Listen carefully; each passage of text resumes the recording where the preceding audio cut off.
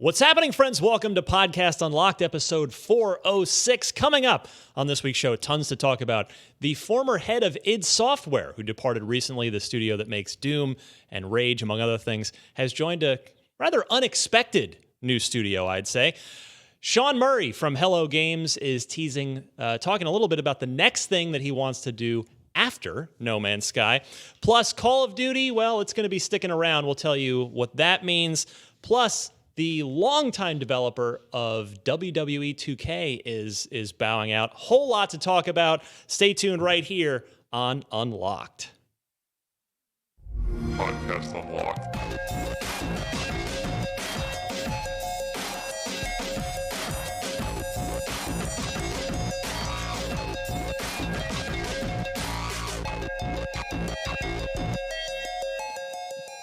All right, my friends, I'm Ryan McCaffrey. This is Podcast Unlocked. I'm back after a week off. Destin Legary to my right. Bam! Hey, everybody, I'm so proud of Ryan using the Streamlabs. I'm pushing buttons. I'm doing stuff. Yeah.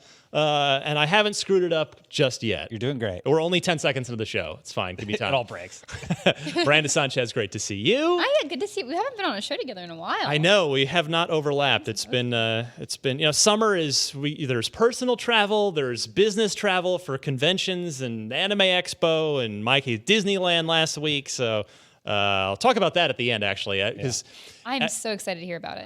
I had, it was Galaxy's Edge, the Star Wars land is the big new thing, and obviously that's of interest to I think most of our audience. There's a lot of crossover there. In fact, the handful of times that fans recognized me at Disneyland last week, all but one of them were in Galaxy's Edge. It's the convergence of all of our pop culture world, games and movies and I want to talk a little bit about that at the end of the show, but so that the people that don't care can just get their video game news and then not have to listen to me talk about Disneyland. But we have got plenty to talk about this week.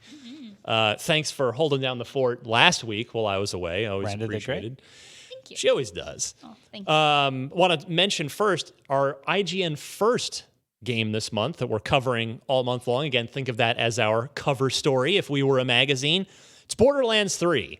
Brian Malkowitz, Seth Macy, James Duggan, Stella in on Mark. It. Yeah, all Mark Medina, my all whole of the team. Yeah, all of the Borderlands super fans at the office. And Brian. Yeah. I mentioned him already.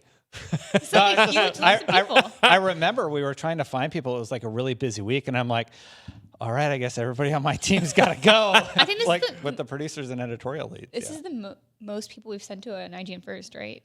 In a little while. Because we did 4-player co-op perspective. Yeah, we've got a ton of content all month long. We've got we started with the first 14 minutes of the game. So if you want to see how Borderlands 3 gets started, we've got that up on IGN and the IGN YouTube page.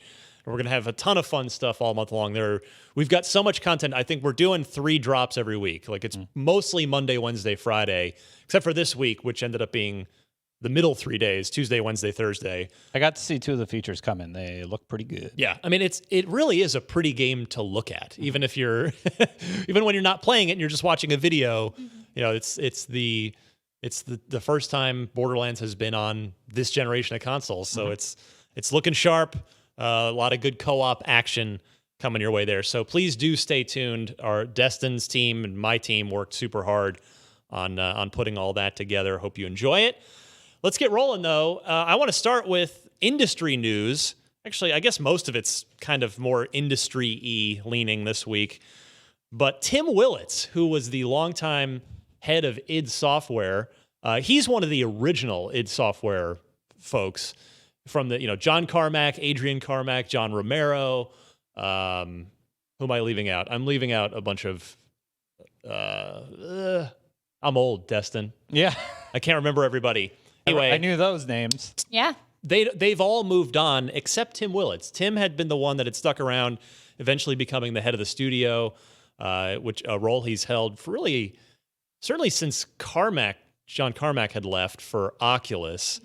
But yeah, Tim, he's had a 24-year run at id Software, and he had announced that he was departing after QuakeCon, and he is like he didn't really make it clear if he was going to kind of just ride off into the sunset, if he just had made enough money and was calling it. I mean, he's a fairly young man, but hey, if you've got the coin, why not? Why work? Legends say he chainsawed through the wall, jumped out with his parachute on from the top floor, landed in his Lamborghini, and drove away. That's what I heard. Wow.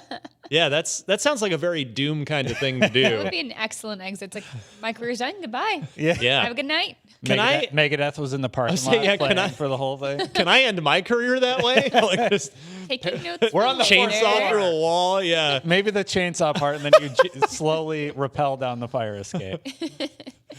Oh man, the Tesla's got a glass roof. No, it's not a convertible. Anyway, Tim Willits he's not taking time off. He has joined Saber Interactive. Now, if you're wondering, do I kind of know that name? But what do they do? Who are they? I would call them like right on the. Where are you going with this? Well, I don't mean it disrespectfully. They're not. I wouldn't call them a AAA tier developer like in software. Well, but they've done a lot of big name stuff. Yeah, big boys are id, Ubisoft, EA, Activision. You know, Bungie right. and well, Bungie's independent now, so they're not a big boy. True, they're big. True. But I'm talking about like the corporations. Right. Okay. The publishers. Yeah. So Saber is independent. Okay. And they are most recently known for the World War Z game, which has been doing very well. It's been a big hit for them. But prior to that, they've really been on a pretty good roll of late because World War Z is doing well. And prior to that, they're the developer on NBA Playgrounds, which 2K picked up as a publishing deal and folded it into the NBA 2K brand, which is huge for Saber. I mean, it doesn't get bigger than that if you're making an NBA basketball game. Prior to that, Xbox fans will know them as the developers of Halo Anniversary, the Halo 1 remake, and Halo 2 Anniversary, the Halo 2 campaign remake portion of the Master Chief Collection.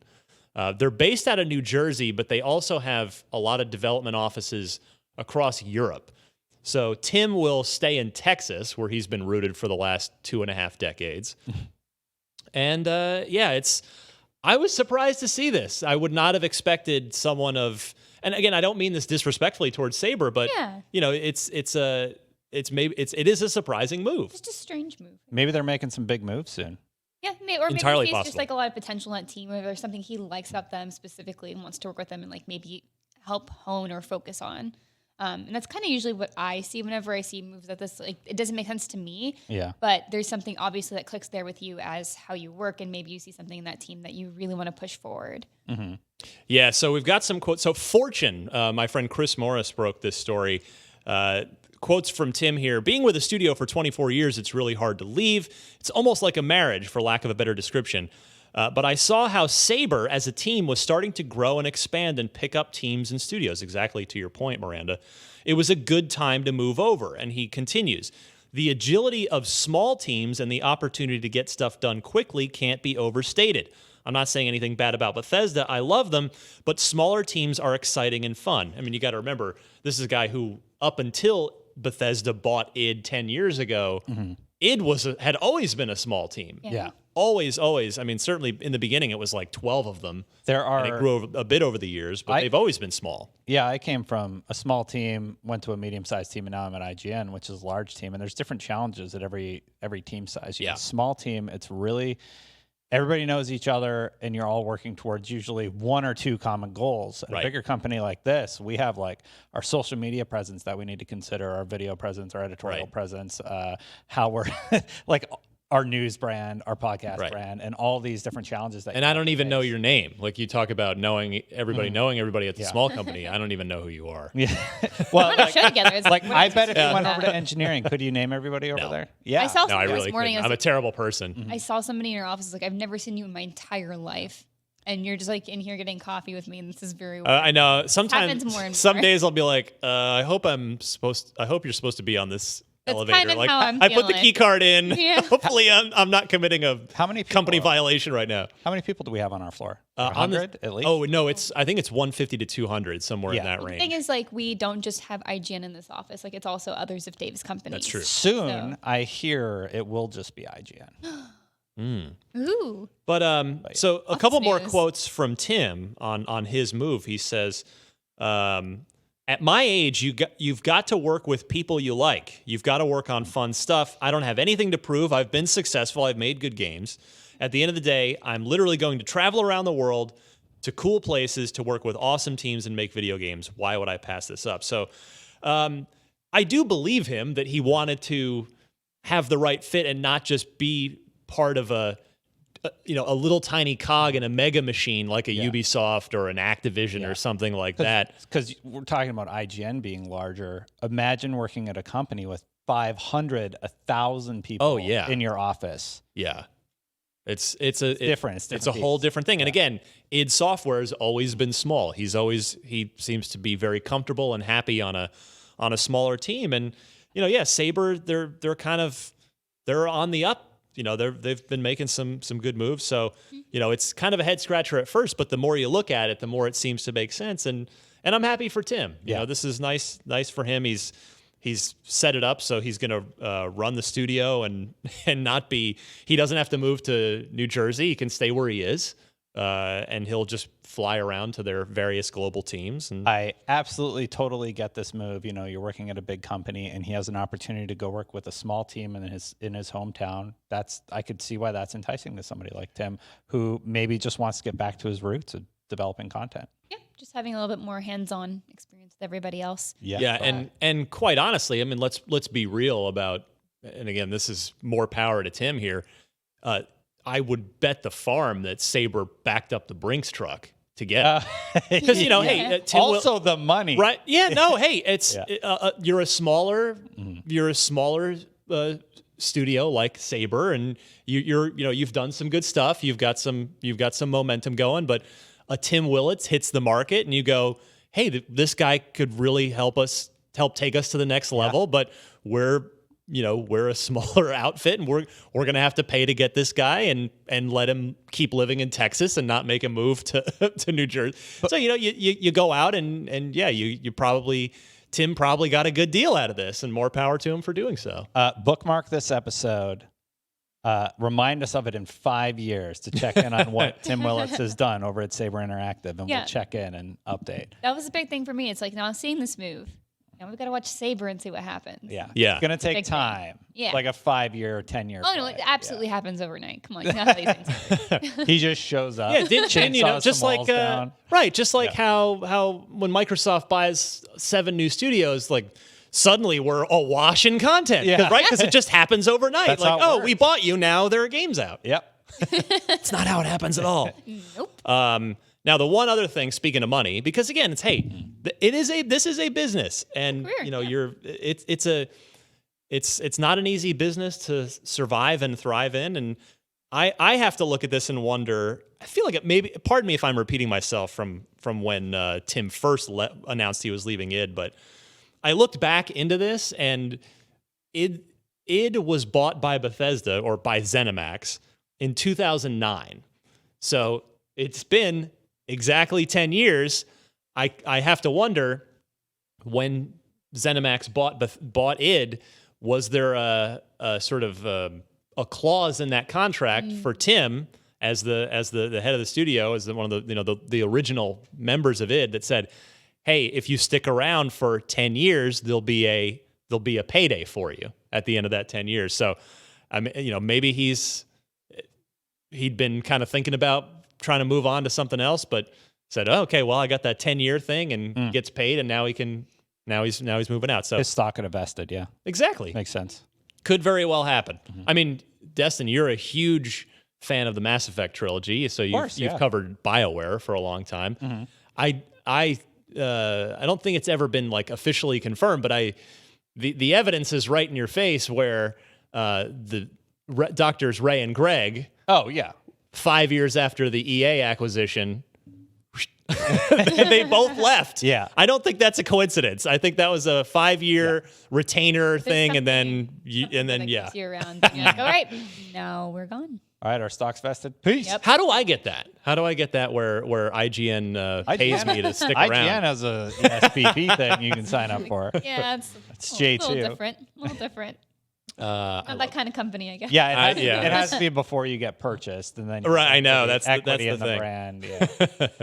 All right, let's move forward because we've got a lot to cover. No Man's Sky. Lemansky. That's what Mark calls it. Yes. That's cute. Sean Murray, the mastermind of No Man's Sky, the sort of one-man wrecking crew. I mean, it's a small team, but he is the master, the programmer, and the person that really dreamed it up. He gets the credit and the anger. And he's gotten a lot of that, and that's actually part of what I want to talk about. So, but first, the sort of news bit is he did an interview with us, actually, our UK friends. What? Right? I know. Yay. Yeah, us. We get to take credit for this, even though we personally had nothing to do with it. It's all us. We were talking to him about the Beyond update for No Man's Sky that's coming up very soon, and Beyond? Sean We said still shut that after. No, we don't. not a thing. That's we a do different anymore. show. It's a different us. Sean says, we're actually now a little bit in that transition period where I'm secretly doing stuff in my spare time as well. Yeah. Although he was clear about his priority saying, but No Man's Sky is the main thing we're doing. So remember, that is how No Man's Sky began life, was a thing called Project Skyscraper, where him and I think one or two other people locked themselves in a room while the rest of the team was finishing up Joe Danger. Mm-hmm. And eventually that turned into No Man's Sky. So I'm very interested to know what Sean's thinking of doing next. Internet, after are we allowed to like No Man's Sky now? I'm not sure if we're allowed to like Sean Murray and No Man's Sky. The answer is yes, and I'm glad you brought that up because the video that this quote came from, so this interview was turned into an awesome video that the IGN UK team produced. I came back from my vacation and I was looking on. I hadn't looked at any work stuff the whole time I was gone. Good for you. I'm gonna Thank you. Yeah, it's just I need to fully Get out. fully That's how you're detach. supposed to do it, man. And so I'm looking on our YouTube page and I see Sean Murray's face and it's like, oh, okay, I'm going to click on this because I wonder if people are still mad at Sean and at No Man's Sky. And 350,000 views. yep, go ahead, give them the stats. Look at what are the upvotes to downvotes. 15,000 likes. 15,000 likes. Yeah, 648 dislikes. So not even. Wow. So it's Hello Games is one of the most determined game studios I've seen in a while. Mega prop from name not found with a coffee mug for a logo. Redemption completed. You are a man of your word, Sean. Keep it up. Etc. Yeah. Etc. Generally just So, positive. I hope IGN re-reviews this game. We should talk to Dan about it. well, we definitely should. There's no doubt about that. I think after the big update, usually Yeah. when we kind of. But yeah, I mean, and that's exactly, Destin, the point I wanted to get at here, besides the fact that it's interesting to know that Sean's starting to tinker with other stuff, is remember what the community sentiment towards Sean personally and towards No Man's Sky was like when that game launched, and where it is now. I mean, we talk a lot about online commentary being a lot of vitriol and it's a lot of poison in the well water, but it's really honestly just heartening to see that when you put in the work, as Sean and the Hello Games team have done, and you deliver the fixes and the additions and the results. Look at that. It's a complete 180 from what the community was screaming about this game. Absolutely. I loved working on these IGN first with Sean. To me, it was always somebody expressing his goals and visions of what he wanted the game to be. And we were given early access. And unfortunately, the community at large that was excited for Hello Games' new game, No Man's Sky, and the development process we saw behind the scenes, they felt they were misled originally. But the thing is, they wanted to create the vision that they originally established. There's some stuff like, I don't think we ever landed in dinosaurs, but they were able to deliver on a lot of the promises that they had. It just took time. Yeah. And it was a real bummer to see the anger that originally happened, but it's incredibly rewarding to see that faith rewarded in Sean and Hello Games when they're releasing these new updates for free, you know. To people I mean, the VR thing's coming out, sadly not applicable to Xbox Comes out fans, tomorrow. but Right. yeah, VR, the Beyond update, the multiplayer, all this stuff has been added for free. Yeah, and it's good to see that people aren't just still bitter about it, even though it's coming, because I definitely see that happen sometimes too, when it's like, hey guys, we're going to add this, and then they add it and they're still mad about it. Yeah. It is good generally that people have been escalating like positive responses to this. Still a huge shame that the whole bitterness happened in the beginning anyway. I mean, there's a lot with that. Like there's a lot that goes on with this whole development cycle, but it is very impressive to see what they've been doing, and the fact that they're kind of already tinkering with things on the side, to me, says that they feel like they're already in a very, very good place with this. And obviously the fans see that as well. So yeah, this is new for me, just seeing this, holding of developers' feet to the fire. I think it's important in some respects that we hold them accountable for, you know, bad practices or, you know, bad stuff. But at the same time, Sean had never really, I don't know.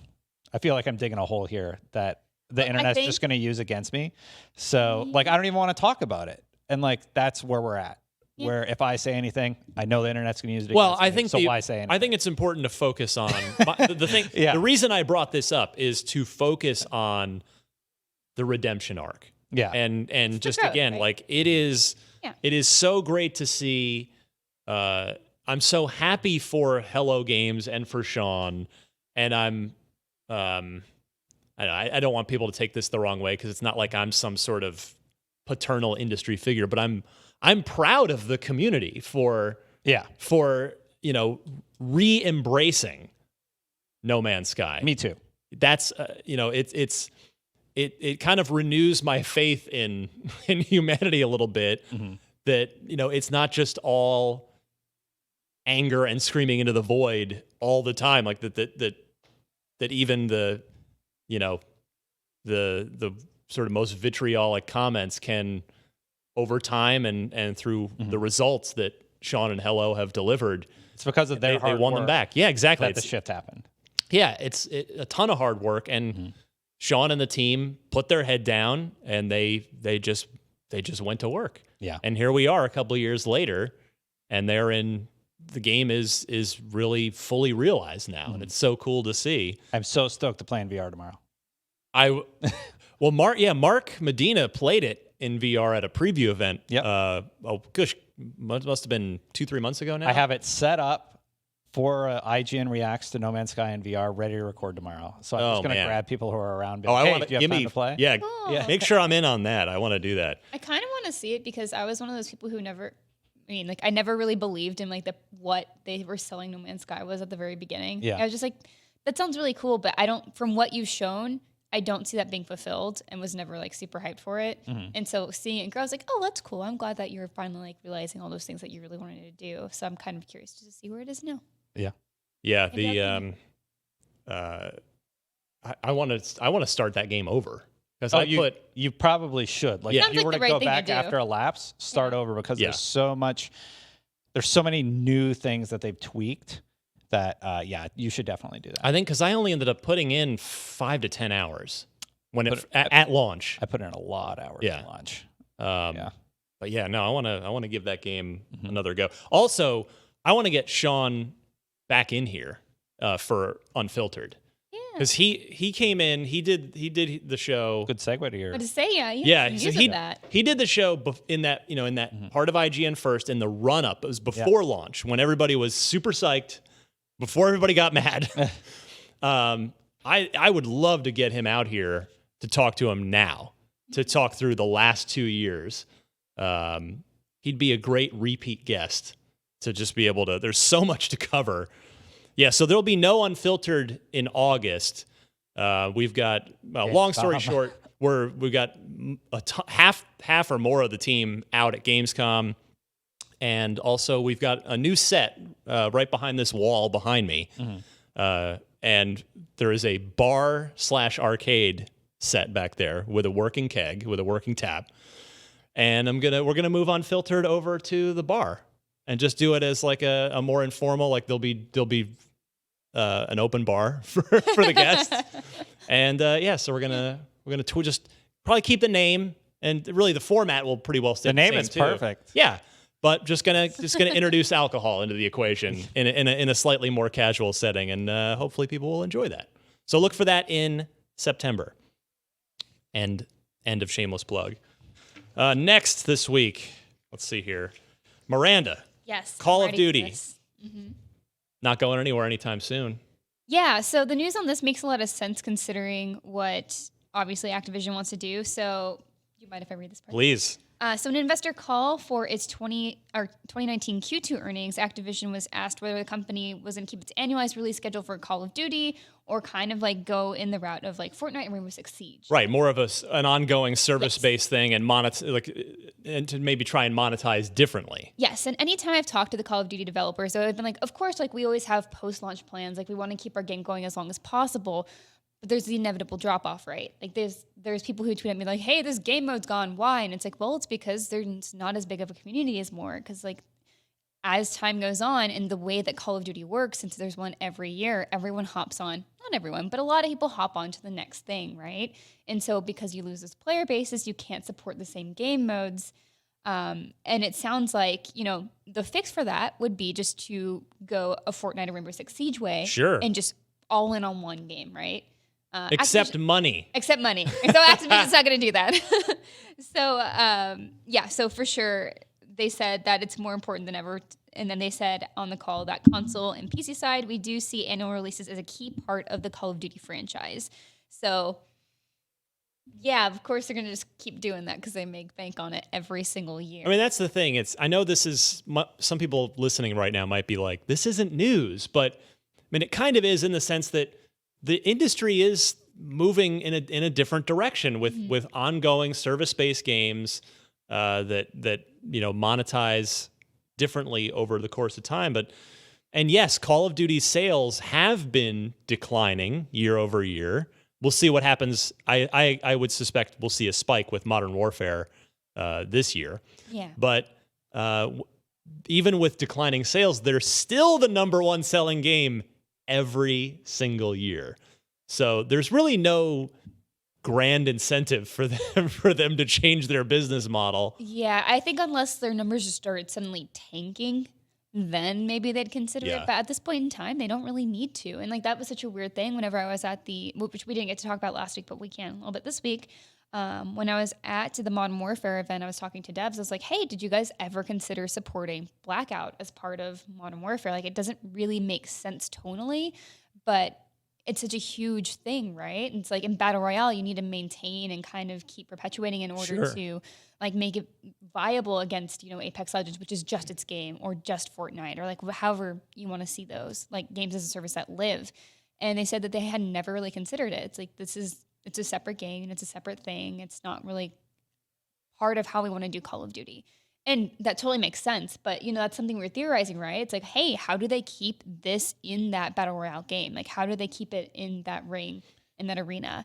And it's just going to be Treyarch have to support it on its own and just keep it alongside other things. And we'll see what happens. So do you think Blackout is going to become a game as a service, or they're just going to do like Blackout 2 next year? I feel like they would do Blackout 2. Yeah. Well, I personally kind of think this is a mistake, and the fact that they're not doing any sort of service model, like they're sort of doing it with Blackout right now, right?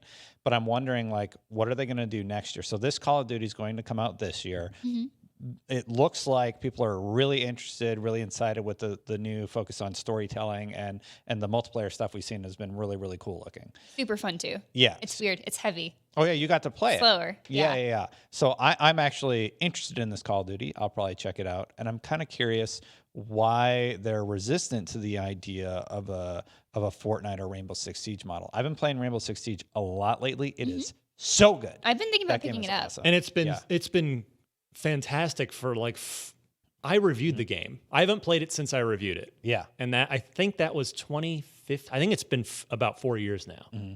Yeah. I'm ranking And it up just in, keeps going. I'm ranking up in casuals. I'm in the 20s now. I'm going to be able to do rank play pretty soon. And like, that's a total game changer. So I'm using this time to build like attackers, defenders, figuring out who's a good anchor, who's a good roamer, and stuff like that in my multiplayer matches. And I'm just having a blast learning the language of a game like that, because it's one game, a lot of different maps, and you sort of hop in and you develop your skill set.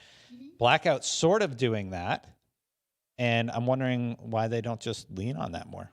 Well, the other interesting thing to consider with this is, okay, Activision's committing to an annual release model. Mm-hmm.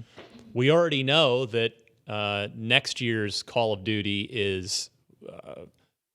was under some duress, and that it's being pulled in for so that it's back to Treyarch now. They only get 2 years instead of 3, so that's going to be tough. We've expressed concern for the just day-to-day well-being of the development team when suddenly you have a significantly less time to develop a game that has stratospheric expectations. It is the entire pillar that Activision stands on financially. How long before a video game companies just straight up unionize?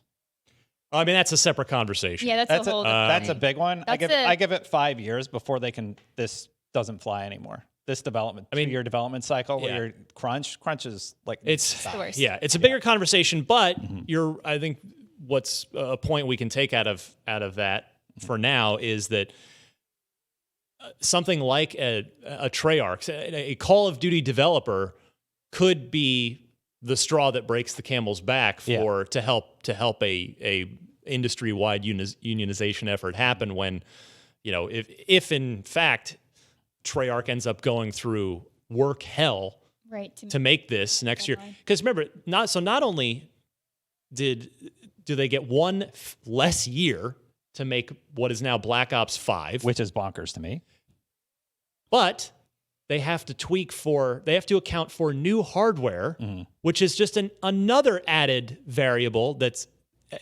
a complex variable. Hey, by the way, you got to make PS5 and Scarlet versions of this that are excellent as well. So, I mean, it is an extremely challenging task that has been placed on the shoulders of Treyarch. And then after that, does Infinity, as soon as Infinity Ward finishes Modern Warfare, are they going to have to go get right to work and have only 2 years for whatever their next thing is, whether it's a Modern Warfare Reboot 2 or whether it's something else, because all the signs point to Sledgehammer being, kind of pushed aside. So, are Call of Duty games now back down to 2-year dev cycles again and 2 teams as costs and challenges get bigger? I wonder if that means we're going to get a lesser product because of that 2-year development cycle. They got to put something out in 2 years. From the Schreier report on the Black Ops 5 situation next year, we know that there is a campaign planned. So they're not cutting that as they did with Black Ops 4. They'd keep it going forward. I hope so. Think. But Destin, that is a very fair point. Will things get cut? Now, if I vote for things getting cut if it means people don't have to sacrifice their entire lives to get it done. Of course. So the whole point I'm trying to bring up, right? It's like, so you don't want to do the live service model, so you're going to release an inferior product and work your team to the bone? That seems like the worst solution of the two, instead of just evolving Blackout. Yes. So that's the thing, is that they could theoretically just put Blackout in the next one and just, it's still just Blackout. Add a new map or something? Yeah, maybe it's like just an evolution of what they already have and building on that, as opposed to having to build a whole new mode from scratch or something. Because if we just get a badass campaign and they double down on Blackout and make a new map or something to sort of coincide with this release, I think that's kind of. They still have to do multiplayer though. Like, they still have to have core multiplayer. That's and true. Have to have innovations and tweaks and modern balancing. So that's all got to be improved as well. Yeah. Also, that being said, Modern Warfare's multiplayer is so much fun, guys. It's really good. So much I'm all about that realism. Mode. I only want to play at night. I love the night map so much. Yeah, it's super fun. I was just beaming the whole time. You're just sneaking around the shadows, and you have night vision goggles on, and everything's quiet. And so they had realism mode on, which is essentially just a hardcore, everyone. It drops the HUD. Yeah. The HUD's just gone. And with night vision goggles, you can see when people are aiming down their sights because of the laser. Yes. And so if you have something that doesn't have that laser attachment, then you can aim down sights whenever you need to. So it's like if you have a pistol, then you're probably fine. But that's like a way to like lure. Yeah, I'm just you need to be way closer. Get on that mic. There we go. Yeah, I think I have it a little slow. I can hear Anyway, you. so you can just like lure people out by like flashing your laser, which I did a few times, and it's really fun. It was just such a cool, different kind of strategy. And there's like ways you can turn on lights in certain areas, which will like mess up your night vision goggles if you're hiding somewhere. It was so cool. Anyway, I'm very excited to see what they do with the rest of multiplayer because they have. I could talk a lot about this. Well, I want to see it. Yeah. To that point, I guess a final point on this is, I hope that that Modern Warfare is great. I mean, I've been doing this for this is like my old man moment for the show this week. I've been doing this for I've been doing this for almost 17 years. Yeah. I've developed a pretty good Spidey sense. I've from what I have seen of the campaign and played of the multiplayer, I have a really good feeling about Modern Warfare so far. Okay. So you never know. I've been wrong before. Sometimes something I'm not excited for turns out great. Sometimes something I do think is going to be really good turns out to be disappointing. But yeah, I hope that Modern Warfare is awesome because Infinity Ward ever since Vince and Jason left and there was the huge split situation, that studio has not. The output of that studio has been nowhere near what it was. They went from the A team of the 3 Call of Duty teams to, in my opinion, the C team. Yep. I agree. That's what it was. I would love to see them reclaim the A team spot, and that'll only push Treyarch to try and say, little friendly internal competition. Hey, we gotta step our game up here. So that's only good for everybody, I think. Yeah. Well, we'll see what happens. You've definitely seen the most of the campaign so far. We only got I'm going to say it was a crappy theater demo, like not a great first impression. Right. So I really want to see more of it. I'm very surprised that they showed the judges the showed you guys the thing with the thing with the kids. Yeah. And they didn't show that to anyone else at all. Yeah, you guys got because that was like the. It felt like you guys got so much more context for what this game was versus what we were just like, oh, all right. Yeah.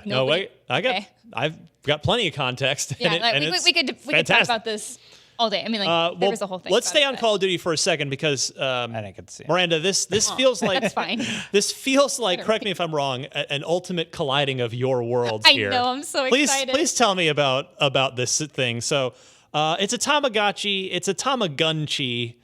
It tracks your kills. I'm leaving. You feed it murder. I'm so happy. It thrives on murder. Please. I was like, are you guys like watching my Twitter feed or something? No. So yeah, they keep talking about like how they have all these little details in it, and they're like, we have this watch, and it like reads your time. I'm like, that's pretty cool. And then someone was, I forget exactly who was doing the interview with them, and then was asking Infinity Ward about other things that they're excited about. And they're like, oh yeah, so we have this idea for like a Tamagunchi, which is linked to your KDR. And so so good. It feeds on your kills. So it's like if you are killing a lot, then it's gonna grow big and strong, and it probably won't beep at you all the time. But maybe it'll get sick if you keep dying. And so it's just like I gotta take care of my child. I like it a lot. What if you see somebody with this big fat Tamagunchi, like all bloated from all the his Katie? Yeah, like in the what's it called, the ground war mode, when it's gonna have like just like so many people, and you have if you have like just a crazy kill streak, it's just like the biggest Tamagunchi you've ever seen. It affects your aiming, so like your sights are just slightly tilted because breaks the out of your gun's watch. Just so everyone's clear, Destin's being sarcastic. Yes. It's not. It is an outside of. It lives in the watch that you physically wear. It's not in the game. As our normal Tamagotchi. It's just a little digital pet. Yes. And I think it's a very cute idea. I always liked it when they introduced like charms and stuff for your guns. I want it to be real. Just make it like cute little things. No. But what a fun idea this is. Yeah. What a fun, I love murder. Just like a nice little additive experience to your Call of Duty multiplayer. Yes. Where you have a little virtual pet that you sustain by murdering other people in the video game. So now I have even more. And so I was saying to like kill streaks are more of an incentive to take care of your life, like even more so than before. Because without score streaks, where you just like accumulate, you have to pay attention if you want to get the good stuff. Yeah. But this is like another reason I don't want my little pet to die, so I can't die, but I have to kill. So I have to kill. Just be Oh, in the man, right I time love in the it. right place. Well, next up this week, a couple more stories here. Ukes, where if you're like, kind of know that name. They were the longtime developer. Well, for years they were the primary developer of the WWE wrestling series, dating back to when it was with THQ. Starting in 2000 is when Ukes started the WWE. Actually, back then it was WWF SmackDown. That's how old this series is. But Ukes is no longer on the project. Of course, everybody knows that 2K bought the rights to WWE in the THQ auction, the fire sale, when they went bankrupt. But yeah, Ukes is no more. They'd been co-developing with Visual Concepts. So they spun up a team. They have the NBA 2K team up there. It's about 40 minutes north of here. Yeah. And they had started to build a team for WWE, but they worked with Ukes on it. But now Ukes is out of the picture. A quote from from 2K on this is, quote, WWE 2K20 will be developed by Visual Concepts, who have worked with Ukes on the development of the series since 2K14. As we've continued to invest in the WWE 2K franchise, we've seen the Visual Concepts team display incredible passion, talent, and commitment to the future of the series. We thank Ukes for their years of partnership and are excited to see what the Visual Concepts team brings to the franchise moving forward. Boy, you talk about, we were just talking about the game industry is a difficult place. We're talking about it with Tim Willits, and it is just not an easy industry to survive and thrive in. And boy, Ukes had for again an independent studio. They weren't owned. They had a 20-year run on one franchise where they could just count on they were going to be rock solid every year. So I say this with all sincerity, with no malice whatsoever, no sarcasm. I hope they've got a plan, that hopefully they've been accumulating game ideas that obviously don't fit in the WWE wrestling space. Cause I'm reading into this now, but I would think that this wasn't Ukes' choice. 2K owns it, and it seems like a thing where they've been slowly building up their own Visual Concepts team and sort of slowly pushing Ukes out in favor of just full internal control. I can't imagine Ukes would have been the ones to go to 2K and say, you know what, we don't really want to do this anymore. When it's such a reliable gig year in and year out. I know nothing about WWE. It's okay. This is why I'm being quiet. It's an industry story. But yeah, as a game developer that was worked on this for so long, it doesn't, to your point, it doesn't seem like that would be their first choice. So yeah, I wish them the best, and it's hopefully nothing bad comes of this. Like, I hope I don't read a Ukes' closing down story in 6 to 12 months from now. But yeah, heck of a run, 20 years. So I'll bet there are probably people at that studio. They're in Japan, Ukes. I would imagine there are people at that studio that have probably made the bulk of their career working on the WWE/WWF wrestling games. They probably knew this was coming. They probably have something. I hope so. Yeah, I hope this was not a surprise in any way, shape, or form. This isn't something where like somebody walks in, they're like, well, it's over. Yeah. They probably were like, hey, this is going for like one more year or two more years, and then at the end of this contract, yeah, hopefully. And then finally, two more quick things. Quantic Dream, not a name known to Xbox fans. That's because they've been a second-party PlayStation studio for many years. 3 games, their last 3 games spanning 10 years, I think, or maybe even a little more, have been all PlayStation exclusives. They are now going multi-platform. This is David Cage and their games, which you have probably at least heard of. Heavy Rain being that being my favorite of their games. Then they did Beyond Two Souls, which was disappointing, certainly to me, and I think a lot of people. I dislike that game so much, I didn't play Detroit Become Human. Really, I think, well, that's a shame because I did quite like Detroit Become Human. I thought it kind of fell apart at the end, but It liked always it. falls apart at the end. I liked it a lot.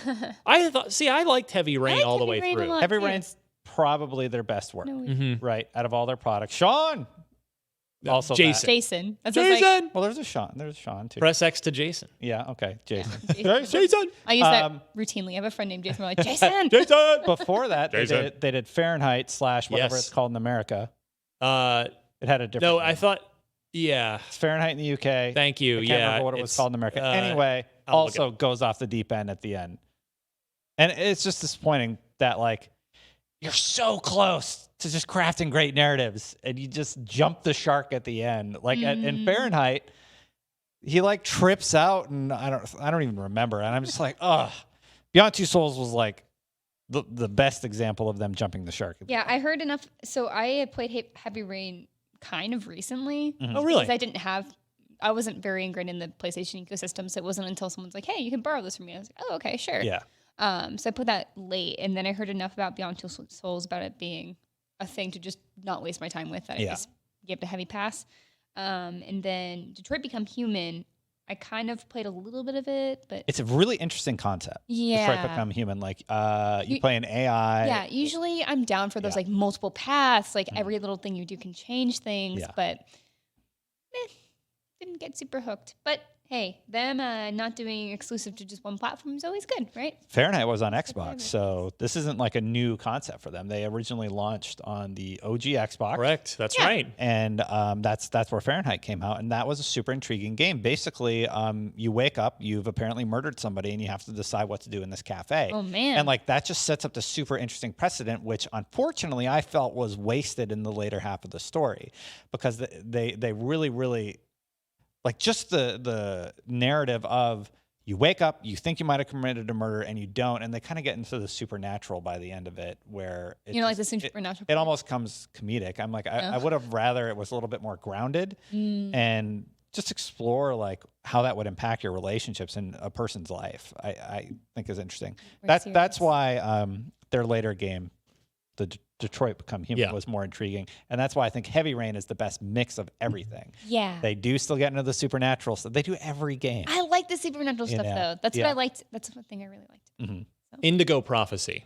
That's what. That's I forgot to. I had to look it up. So, but yeah, they are multi-platform. David Cage saying Quantic Dream is not exclusive to any platform anymore. So yes, unless there are some specific exclusivity deals on a title-by-title basis, all our games will be released on all platforms at launch. So just as Remedy had been a long-time second-party developer with Microsoft, Quantic, and they went third-party.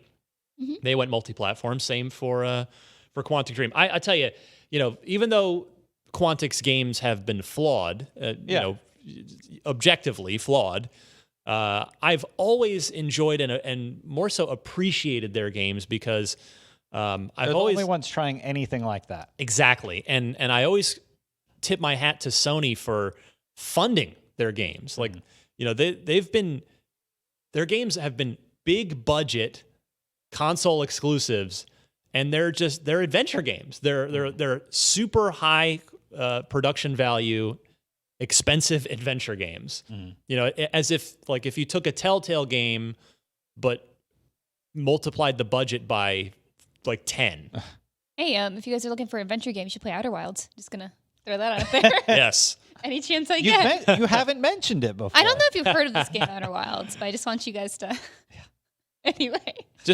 I think you're going to have to stop mentioning it in October, though, because that's when Outer Worlds comes out, and then we're all going to get confused. No, that's when I escalate the jokes. Oh, no. But yeah, no, I've always appreciated the games that Quantic Dream has made. Me too. And I hope they continue to do so. I mean, I don't see any reason why they wouldn't. The thing that comes to mind is funding, right? Like Sony seemingly gave them the first party treatment, meaning kind of gave them a lot of resources. I won't say unlimited resources, but they always had 3-4 years to make their game, and they were always very technically impressive on PS3 and then PS4. So I hope as they go multi-platform, they're able to partner up with somebody who can fund their vision in a way that allows them to, kind of maintain that really awesome high production value that they've had over the years. We'll see. But yeah, look, Quantic Dream will be, I guess they won't be making their Xbox debut because, as Destin pointed out, we had Indigo Prophecy on the original Xbox, but their long-awaited return to the Xbox platform coming up with their next game, which honestly probably won't be for, if I had to guess, I'll bet it's 3 years out because they just shipped, Detroit was last year. Mm-hmm. Yes. Wait, or was that this year? No, that was this year. Definitely not this year. It wasn't. It was last year. It was April. I remember that. It was last April. God, it's been a long time flies. It does. Okay, so it's been a weird year. So they're probably a year into whatever they're doing next. But yeah, I'll bet it's so maybe 3 years, maybe 2 on the low end. But yeah, we're probably a little ways out from whatever Quantic Dream is cooking up next. What's no longer cooking in the Microsoft ecosystem on the Minecraft team is the super duper graphics pack. This just sounds like a comedian wrote it. It's It Minecraft. does? It's Minecraft. I know they had this pack but- reveal, but like See- I laughed when I read this headline. Anyway, I remember when they first unveiled this, and I thought it sounded awesome. Like I thought it was a joke. I wanted to see a 4K like high. It was a joke too. Yeah. Why thought it was why an wouldn't you April want to see Fool's this? joke. No, it was. I mean, it sounds nice. Yeah, I it guess, was but real. It was like, wait, what? HG. Okay. So it was a super high res, mega awesome graphics pack for Minecraft. As an intentional optional counter foil to the intentionally blocky cartoony Farming graphics. blocks. Yeah. So, but it's been canceled. They're no longer working on it. The graphics pack, quote, proved too technically demanding to implement as planned, according to Mojang. We aren't happy with how the pack performed across devices. For this reason, we're stopping development on the pack and looking into other ways for you to experience Minecraft with a new look. In addition to improved lighting and textures, the Super Duper Graphics Pack was expected to be released alongside 4K support for the Xbox One X and PC versions of Minecraft. Reading between the lines there, it was probably running fine on Xbox, or at least the X and PC, but Microsoft has continued support on all platforms, including all the way down to mobile for Minecraft. So I suspect they probably just couldn't get it running well on Switch or mobile or whatever, and decided, well, if we can't do this for all of them, maybe we shouldn't do it. So I, for one, am heartbroken. Well, Now I feel my bad for Minecraft- anybody who's been looking forward to this. It's like, oh, sorry guys, but we still have Minecraft Dungeons to look forward to. So Yeah. I'm really excited. yes, True. I really want to play that game. Yeah. You seem to have fun. Yeah, when you played it and you had you brought back a good report on it. I realized I'm still sitting on the preview. That's okay. Miranda. So look out for that one, AGN. Oh no. I just read this like, oh my god. Fine. Anyway. I mean, hey, I love Diablo style dungeon crawlers, and Yeah. It was. if it's fun, I'm down to play it. It looks like it's gonna be a really good time. So Excellent. Read more on IGN.com soon. very soon. It's kind of goofy, but hey, Don't tag at E3 anymore.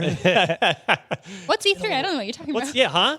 Tag at E3 2020. I mean, it's it's probably going to be there again next year. Why not? Let's just get a That's jump. soon. You have like 4 days to release it because Gamescom. That's Oh, yeah, true. that's true. Oh, Yes. I mean, like it's literally ready to go. Yeah. I just, Sweet. it's fine. It's been a year, man. guys. Although speaking of Gamescom, we are the exclusive broadcast partner of Gamescom, so we are going to have a live show very similar to our E3 live show I'll be honored. every day. Yeah, you're hopping on a plane soon. So yeah, a lot of developers, a lot of exclusive stuff. So, live on all of our channels. So IGN.com, YouTube.com/IGN, Twitch.tv/IGN, Mixer.com/IGN.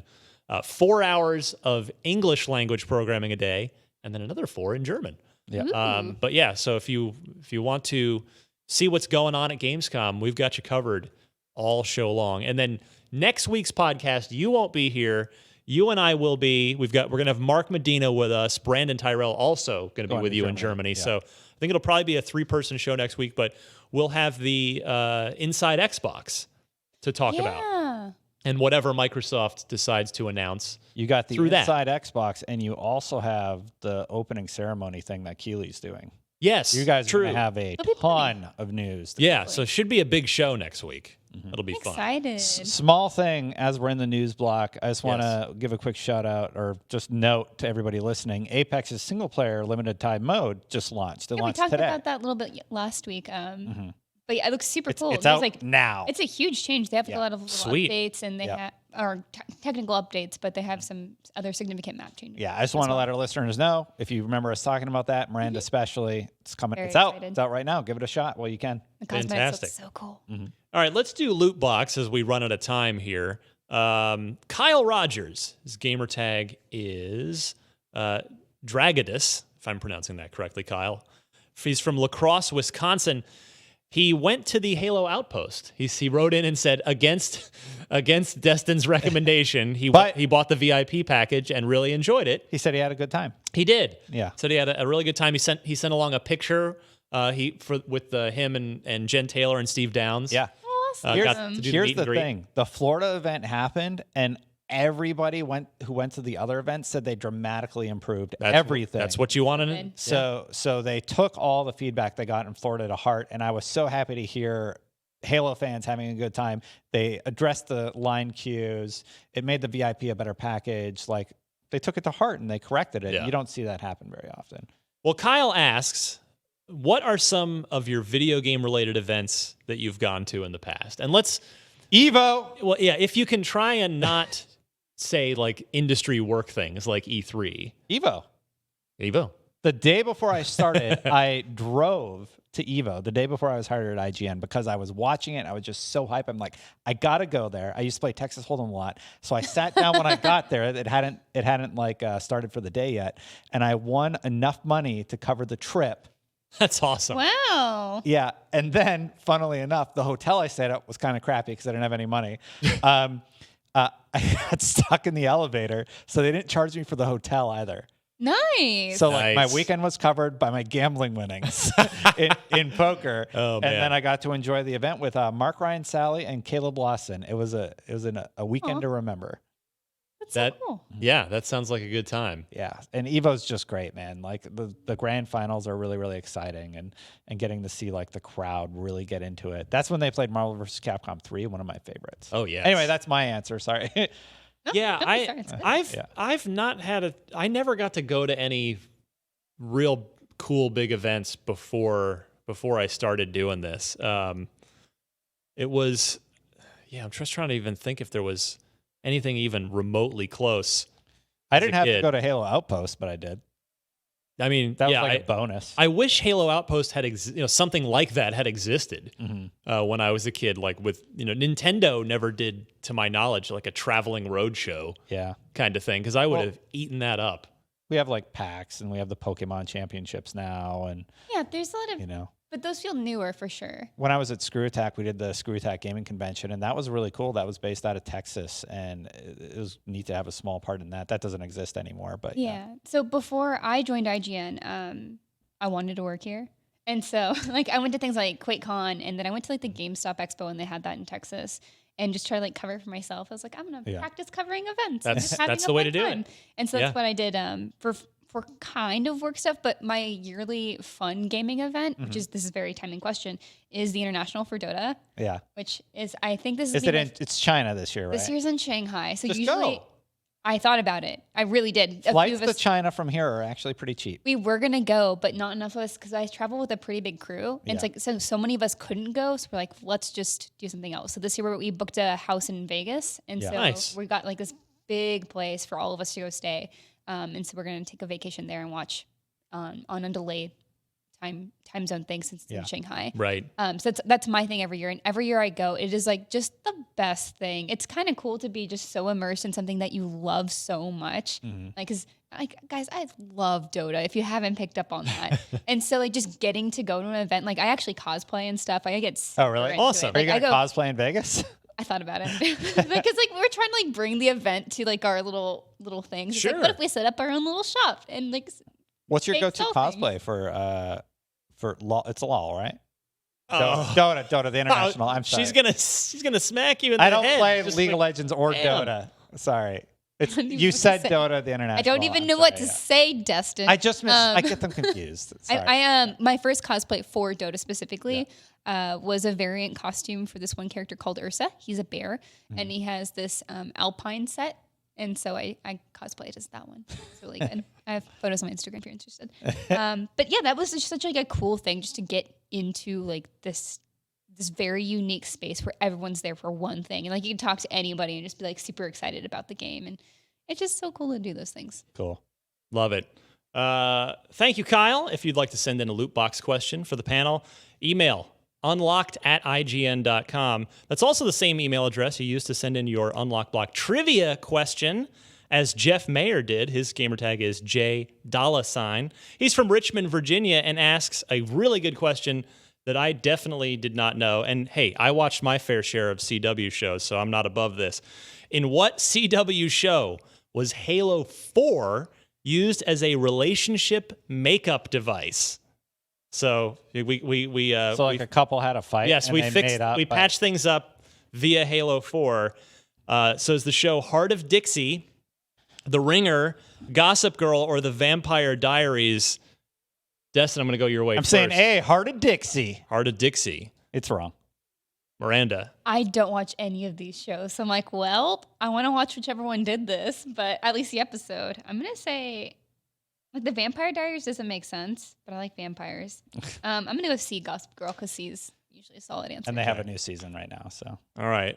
One of you has guessed well. Oh. And it's Destin. Oh, yeah! Heart of Dixie. Heart Wow. of Dixie. Nicely done. Thank you, Jeff. That is a really Thanks, excellent y'all. question. 8 points. Now 8 points for Destin, 5 for Miranda. So Dang. got some little catching up to do. Howdy. Yeah. But you got plenty of time. It's still August. Still got like The months are rolling. 4 months to go. Yeehaw. You've got some time. That's my last one. You So- lived in Texas. Sweet tea. No, I don't God. have anything else. Yeah. Everybody, again, send in your trivia questions, and we will play again next week. And we are about out of time. Oh, we didn't get to Disney Cats. I know. We have to talk. Sad.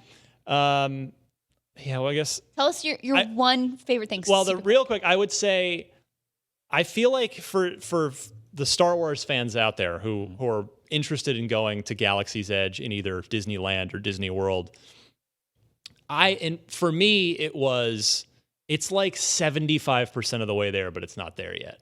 There's just the one ride now. There's the second ride opening over the winter, which is supposed to be like a huge, like a physically massive thing. So I'm very curious to see that. But there's really the only other things to do there there's the cantina, but there are no aliens or characters in there. It's just guests, which I get. They want to get as many people in, but it feels like it. And then it is cool that they have stormtroopers. There's like 2 stormtroopers that wander around and they'll harass people, like politely harass people. And every now and again, there'll be like an officer with them. So that then he might interrogate, like he interrogated my daughter and she was like, She starts crying. Thankfully that didn't happen, but I'm sure that happens like every day. Yeah. But I just feel like it needed more of that. Like there's the 2 stormtroopers that kind of wander around the whole thing. Mm-hmm. They need that on like every street, every area. There just needs to be more of that character stuff. Aliens in the cantina, characters in the cantina, like fake fights and fake, things that you can interact with. But yeah, the only other experiences are expensive. It's almost like, and if you know your Disney history at all, in the early days of Disneyland, they had things called e-tickets.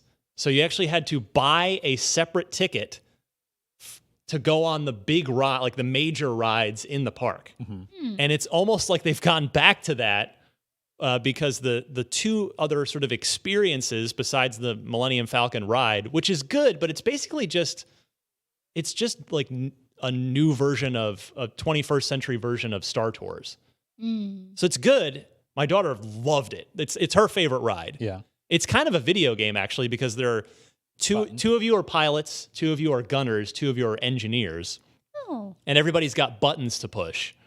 And What was the wait on that? Did you just do the ticket where you come back later? they don't have that yet. It was They don't usually have Fast Pass? not yet. I think Oh, they're God. I don't know why, but it's around an hour wait That's not so most bad. of the time. Okay. I've waited like 2 hours for Tower of Terror or something. Yeah. Yeah, but it's an on rails video game where if you fail to do things or if you do things well, it can affect what happens in the ride, but not ultimately change it. Right. So yeah, you have like a small amount of agency over the ride, which is kind of cool. And my daughter loved that part of it.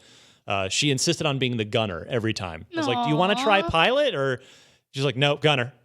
Every time, gunner. So No yeah, game. like Millennium Falcon's fine. But yeah, anyway, the two experiences that are monetized, it's building your own lightsaber, which is $200. Ooh.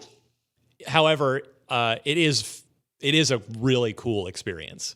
Like it's expensive, and I wouldn't begrudge anybody for just laughing at that and walking away. But it's a really neat. Like it's not, you don't just go in and build the lightsaber. Like there's a whole kind of show and experience with it that's kind of neat. And then there's a droid building workshop where I don't know what that beep just was. That was Discord. That was It doesn't my matter. Discord, which is signed in on that laptop because my guest for the Okay, night I'm shows. glad nothing went wrong. My bad. No I worries. didn't realize I was signed in. But there's a little, you can build your own little R2 type or BB-8 type. Like you actually pick parts off of a conveyor belt and then go over to a workstation and assemble it and then play with it. That's so cool. So that's $100. Oh man. So it's like, it's not cheap to do. So it just kind of feels like it's a good 1.0. It's almost like, to equate it to a video game, it's like a 1.0 launch version, but they just need to flesh it out some more. Where's your daughter's lightsaber now? Now that you're back, I brought it in for yesterday for people to check out. I but saw it all wrapped up. yeah, now it's just at home. She doesn't like have it on a mantle or anything. Not at the moment, No? but Okay. I'm sure she'll end up. Does she cherish it? Like, is She it does- really, no, really it's- special to her? Yeah, That's I what mean, I'm getting at. because I wasn't gonna do it because it's again $200 is a lot of money. Yeah. I was like, I was like, oh yeah, that sounds fun. But then when I found out it was $200, I was like, oh no, I'm out. Yeah. But my brother-in-law that I went with, he signed his 2 sons up, who were 15 and 13. So he and I just went and watched them. Like we were just standing in the back of the room. And that's what convinced me, like, okay, I'm gonna do it. And I'll, explain to my daughter, like, okay, well, this is sort of it. We can't do any other big money things. This is kind of, and she was good and she agreed and was good about it. But yeah, like watching it convinced me. It was like, wow, Yeah. I don't want to tell everybody what happens because I'm sure there are a lot of people in our audience Don't ruin it for me, that right? want to experience it. But the experience of the lightsaber workshop is really cool. I've seen a lot of videos from it. It does seem really cool. Yeah.